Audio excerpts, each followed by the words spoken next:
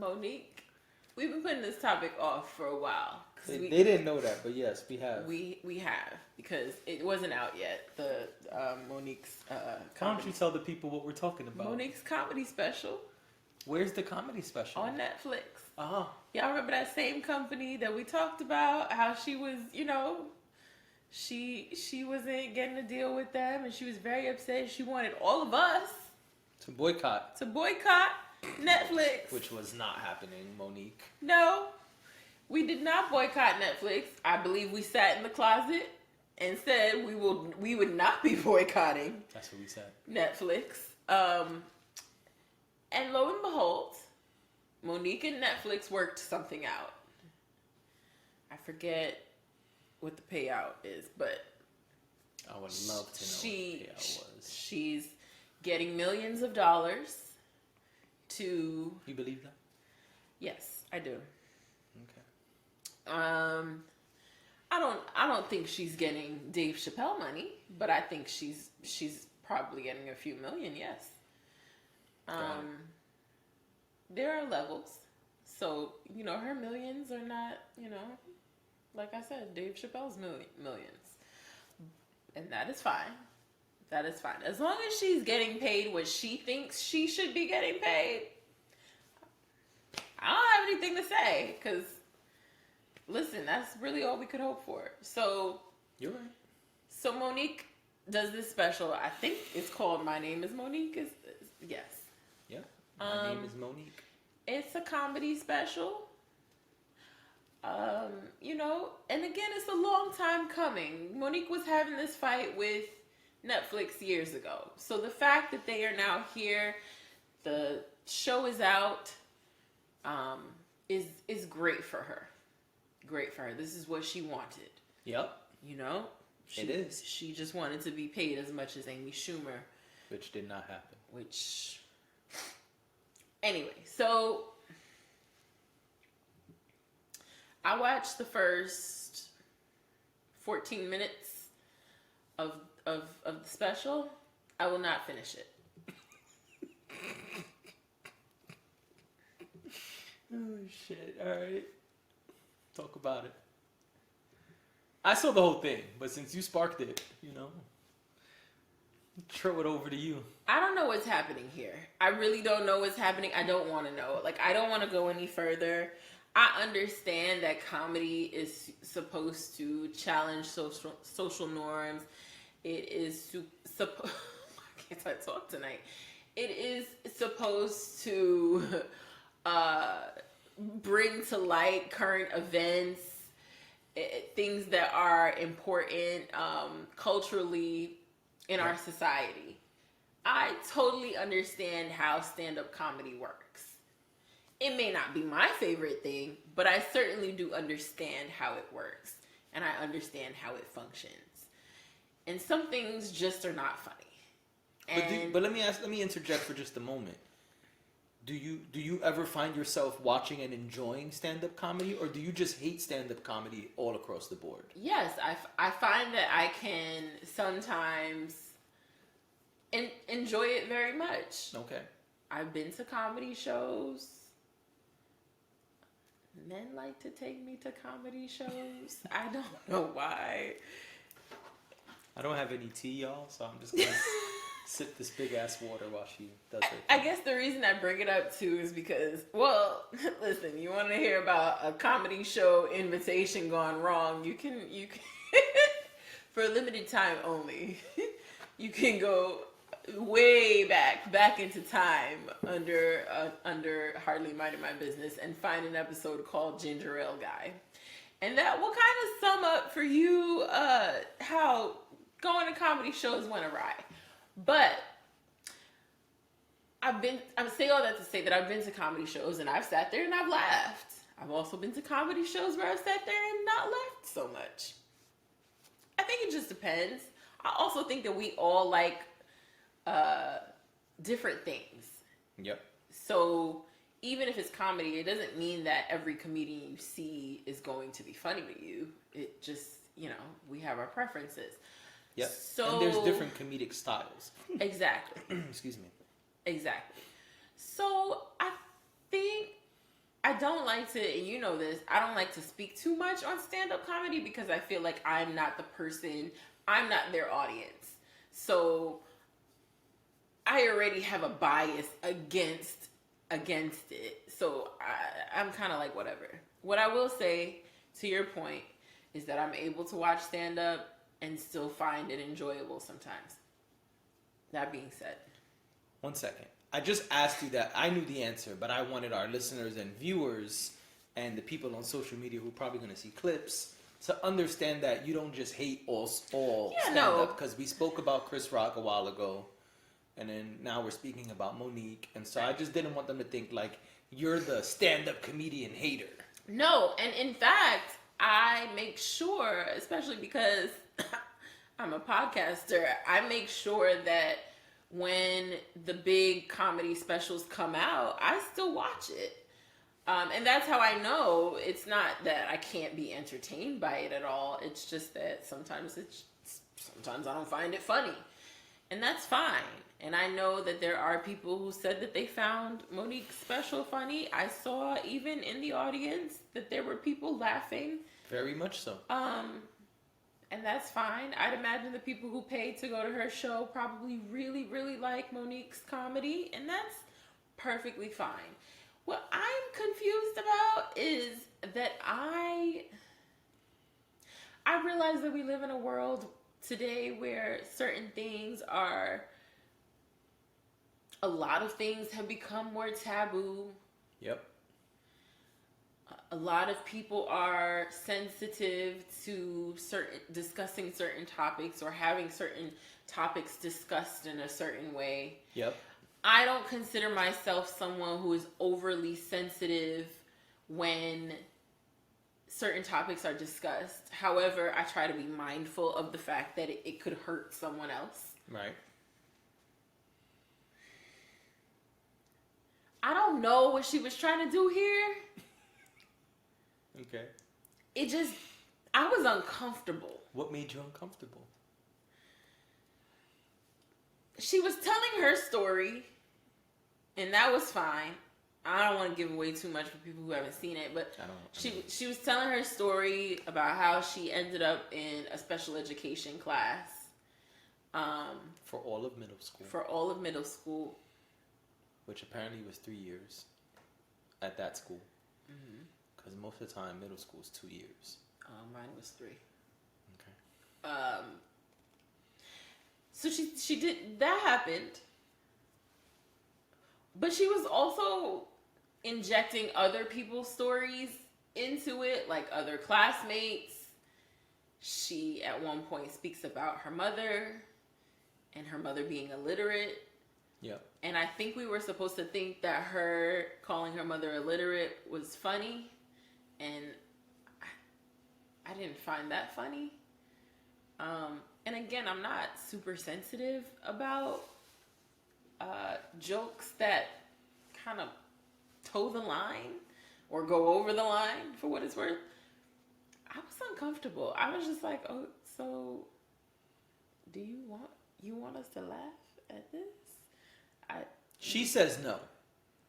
When that moment happened, when she said her mom was illiterate, people laughed. And she said, y'all are fucked up laughing at me saying my mom is illiterate. Okay.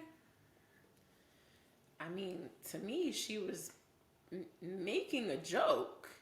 Because I'm not disagreeing. I'm only saying that's what she said. I don't remember exactly what she said. It was not the first initial time she said it. But then when she says it again, and she says it, she talks about her conversation that she had with her husband because he felt that it was harsh. Yep. And when she says it again, she put a lot of sauce on it. She put a lot of sauce on it, like she wanted us to think it was funny. I think that time she did. I don't know why I'm supposed to think that your mom being illiterate is funny. And I'm not saying that I don't think that there are comedians who could be really skillful about that conversation, because I think there are. She was not. It just made me feel weird. Like I was a part of a joke that I shouldn't have been involved with. You know how like you make jokes. Good example, right? Sometimes let's say you have a family member, right? You have a sibling, so you'll be able to understand this. Sometimes you have a family member that, may have a certain thing about them or whatever, whether it's a problem or just like, I don't know, some physical feature or something like that. And, this might sound fucked up, but, there's certain people you can say certain things to, right? We always say, a lot of people say, keep it in your group chat. I'm not even talking about keep it in your group chat stuff. This is nothing you would ever text. Right. But I might whisper to one of my siblings, hey, did you see so-and-so? And did you see such and such? And we'll have our laugh, and that'll be that. I think we all probably have people like that in our lives where we could whisper it to them. They won't judge us. They'll laugh with us. They may even say something fucked up back. And that is where it ends. Right. This felt like something that she should have just joked with her husband about. Or joked with a sibling or a friend. Or it didn't feel like something that needed to be the big joke amongst us all. It made me uncomfortable. The talks about the kids who were in special ed when she felt that she wasn't supposed to be there, but they clearly were supposed to be there. To me, it was just odd. It was like, okay, but are we supposed to laugh at them like the way you've spoken about them? Are we supposed to find that funny? I didn't find it funny. And maybe there is a way to do that and have it be funny, but it wasn't. Not when she did it. And I don't want to see the rest. I'm completely uninterested in seeing the rest. She can keep it. Got it. As far as I'm concerned. Okay. That is my review. Of the 15 minutes? Of the 15 minutes I saw. Out of an hour and 18 minutes. I don't want anything else. No, I'm just letting the listenership, the viewership know. And I'm letting you know, all I want to do is drink my apple juice and move on with my life. Got it. Well, I love stand-up comedy. I watch all kinds of stand-up comedy. Old stuff, new stuff, 90s, 80s, 2000s, last week. All types of comedy. Last week. All right. Whatever. I'm just saying, all of it. Mm-hmm. If I hear it's good, or if I'm curious about it, or if I'm a fan of the comedian, I'll watch it. And so, I watched it. Start to finish. And it starts very interesting with snippets, audio clips of people saying, Monique is a legend, Monique is a legend, Monique is great, Monique is that. And I was like, oh, okay, so you setting the tone, you letting us know right now, you about to come out swinging. And then she did not come out swinging. But then it switches to her people saying negative things about her. Yes. Yeah. But it didn't start with that. No, it didn't start with that. And so I also, to your point, heard all of that and was like, oh, she's coming out to discuss this shit. Mm-hmm. And then it felt almost like I was watching Chris Rock again. Because she didn't address any of that shit, really, until the last line of the comedy. I didn't get to that. The closing, spoiler alert if you haven't watched it, because I'm about to spoil everything else that my co-host did not spoil. The last line is so much of the special is her telling you things about her childhood, things about her family, things about herself, to get you to understand, quote unquote, who she is today.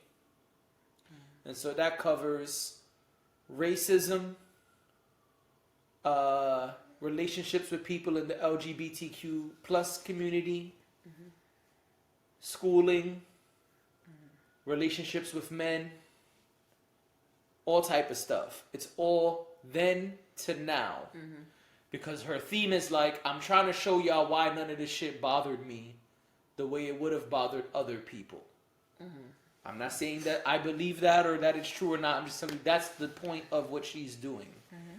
The last line is, so she's saying, she keeps telling you like, this is what I went through. This is what this person told me. This is what I understood from this, what I understood from that. A special education taught me this. My second husband taught me that. My current husband taught me this. My first experience sucking dick taught me that. Being the star of the Parkers taught me that. All these different things.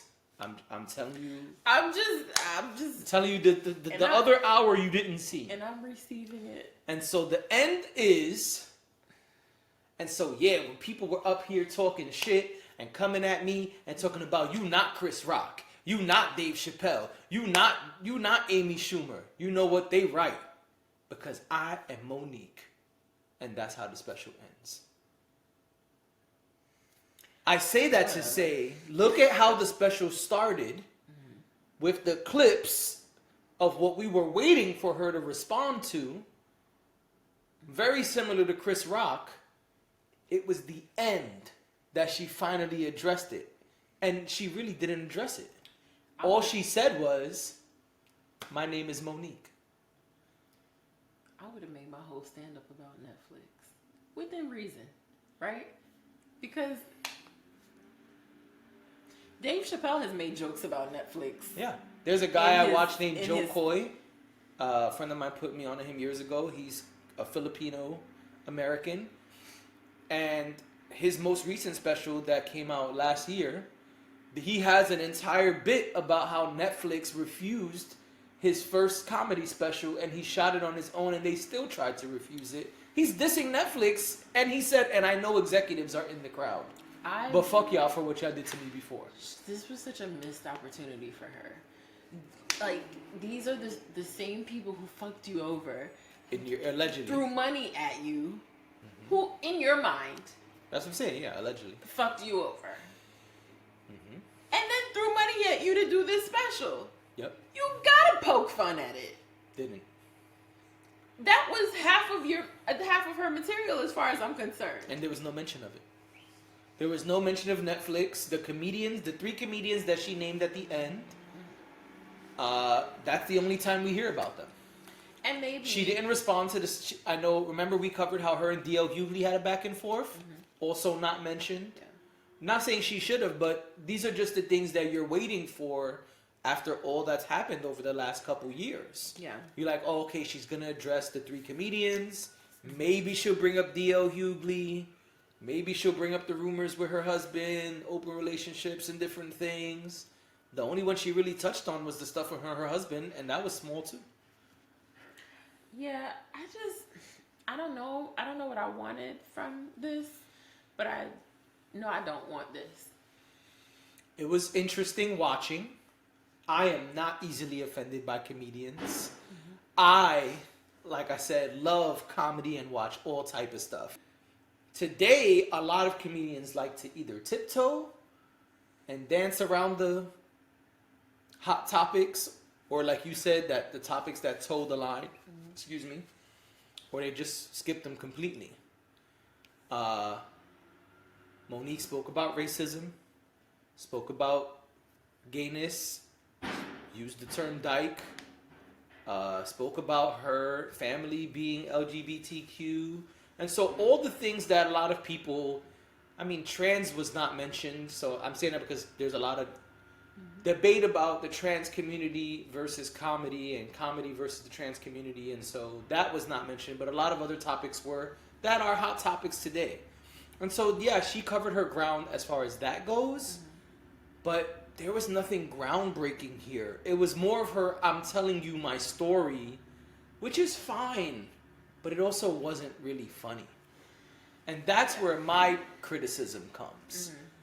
The whole point of art, which is what comedy is to weave in truth, lessons, all of these things you want to do, tell your story, say new things about your story.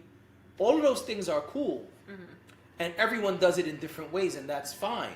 Whether that's dry comedy, physical comedy, there's all these different styles. And all of that is fine. However, it still has to be funny because it's comedy. Right.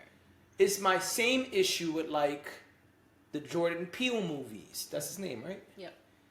He wants to do all of these different things in his movies. It's like, I'm going to teach you about the perspective of black people. And then I'm also going to show black people what we should be doing. and then I'm gonna show them how the world paints us in different ways and makes us the bad guy. But what kind of movie was this supposed to be? Oh, you called it a horror movie. There's nothing horror about this movie. Yeah. Zero horror. That's my problem. This wasn't funny.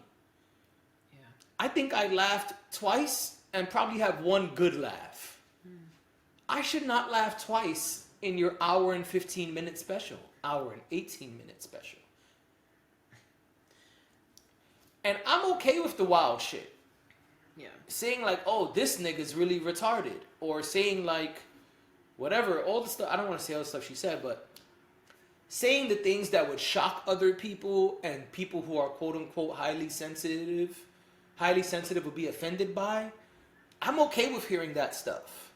Now, afterwards, we could have a conversation about should you have said it, how's people going to react, whatever. But me taking it in, I'm not offended. But the special education conversation was about 20 minutes. And I was like, wow, we're really talking about special education for 20 minutes? This is interesting. That's the thing. It wasn't. And it was very detailed. Like, she even went into a bit about her best friend.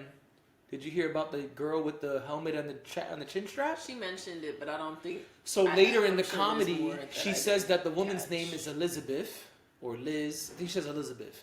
And that her and Elizabeth are still best friends till today. But she didn't know Elizabeth could talk until one day she took off the strap. Like, she called her into the bathroom and was like, 1 minute. And when they both in the bathroom saying their goodbyes, Elizabeth went like this. She said, as if to tell me, bitch, give me a minute. And she took off the chin strap and took off the helmet, and her neck dropped like this. I'm not going to do the whole thing she did. But she said her neck dropped, and she said, I can talk without the helmet on. And the joke was that Elizabeth had no neck control, which is fine to say, but then she started doing all this mimicky stuff where the head, her neck and head are going like this, like my arm is flailing all around because she had no neck control. And I was like, but that's not funny. The crowd loved it. But to me, it wasn't funny. Was I offended for Elizabeth? No. I could see how Elizabeth, who's her best friend, allegedly probably doesn't care today. I could also see how Elizabeth probably want to smack the shit out of her today. But was I offended? No. But it just wasn't funny. And that's my thing. If you're going to do all of this over-the-top shit, then it got to be funny. And I didn't find it funny. I didn't find most of the special funny. And again, very similar to Chris Rock, I was like, oh, the stuff I was watching this for, it's not here. But that's kind of what I'm. No, I'm adding to what you're saying. I'm not disputing. No, I was just about to say that that's the thing. I wasn't offended by it. It was just, it's like, okay, well. I think the term is tasteless. That's the way to say it, right? Yeah, like, it was kind of tasteless. It was tasteless, and it was just, maybe like I said, maybe I would have received it differently if it was funny. Mm-hmm. Then maybe it would have been easier to digest. You ever saw the bit about Bernie Mac having a retarded nephew? Yes. That was funny. Yeah. I don't know. I'm not finishing it. Don't blame you. Don't think you missed anything. And if you at home listening and watching, or maybe you're not at home, maybe you're on the treadmill right now, or maybe you're driving on your way to work right now, but if you haven't seen it, you're not missing anything either, in my opinion. No. And so I also really am starting to wonder, and this is where my conspiracy theory brain, as they say, on the Joe Budden podcast, this is where my conspiracy theory brain starts to work. Is Netflix telling niggas not to address the real shit on their specials? Because Chris Rock waited till the last, 11 or 19 minutes of his 1.5 hour special, almost 2 hour special, and then Monique said literally one sentence at the end of her special. Is this what Netflix is telling their comedians to do? I have no idea. You understand what I'm saying? No, I get what you're saying. I just don't. I don't know. I think that's weird. I've got questions, Netflix. I don't know. But speaking of Netflix,